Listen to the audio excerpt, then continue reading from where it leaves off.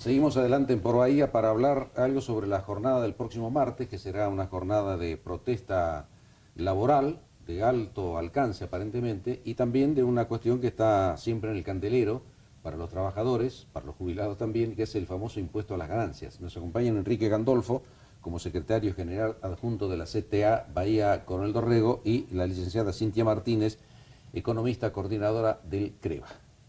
Cintia, ¿qué podemos agregar sobre este concepto que hay del impuesto a las ganancias? Bueno, el principal problema que se ve hoy es la falta de actualización por inflación. El espíritu del impuesto a las ganancias requiere gravar ingresos reales.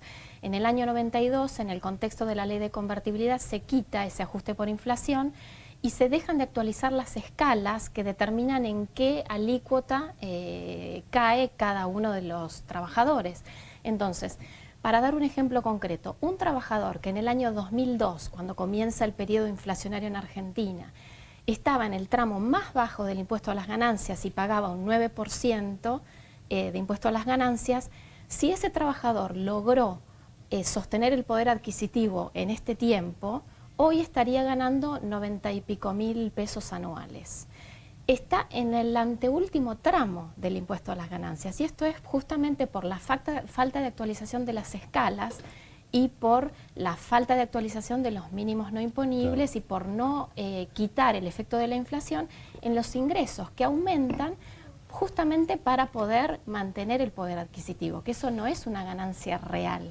Seguro. Entonces el impuesto a las ganancias no debería gravarlos. Ahora es evidente, Cintia, y lo decía Enrique también, que el gobierno está desesperado por recaudar. Sí. ¿Verdad? ¿Es así? Es así. En el fondo, a veces hay que tomar un poco de distancia y ver el problema desde una perspectiva más amplia y darnos cuenta que este nivel de gasto público, con este nivel de subsidios al transporte, a la energía, para comprar bienes de consumo durable, el jueves se anuncia otros más planes de compras en cuotas, son insostenibles con la presión fiscal que hay, que hoy encima la presión fiscal es récord en Argentina, sí, es el nivel más elevado histórico. Sí.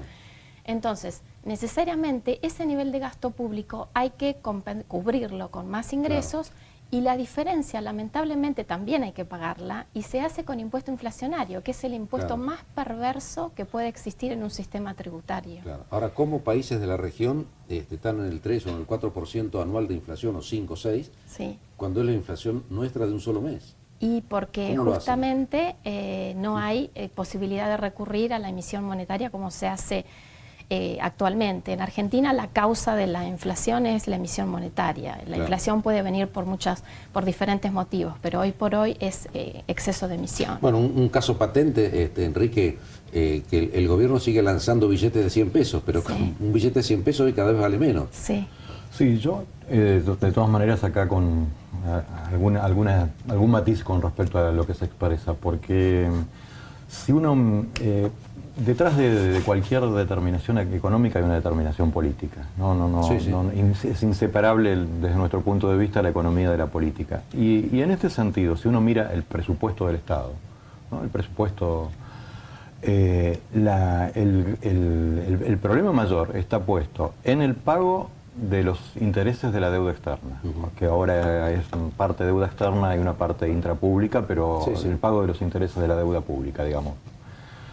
Y la otra parte, lo decía, son los subsidios, pero los subsidios están dirigidos principalmente a las grandes empresas, o que sea, los beneficiarios directos de los grandes, del volumen más grueso de los subsidios, está dirigido a las grandes empresas. Entonces nosotros decimos, la capacidad de generar riqueza del pueblo argentino es muy grande, porque si la fuga de divisas, leía 80.000 millones en la década ganada, 80.000 millones en la década ganada. Si los pagos de la deuda en esta década han sido de alrededor de 190.000 millones, hay una enorme capacidad de creación de riqueza, pero claro, no se quiere afectar por determinaciones políticas los intereses de los más poderosos. Entonces, como consecuencia de ello, desde nuestro punto de vista, se afecta justamente el salario de un trabajador que gana 12.000 pesos, digamos. El asunto es una determinación de política a dónde voy a tocar,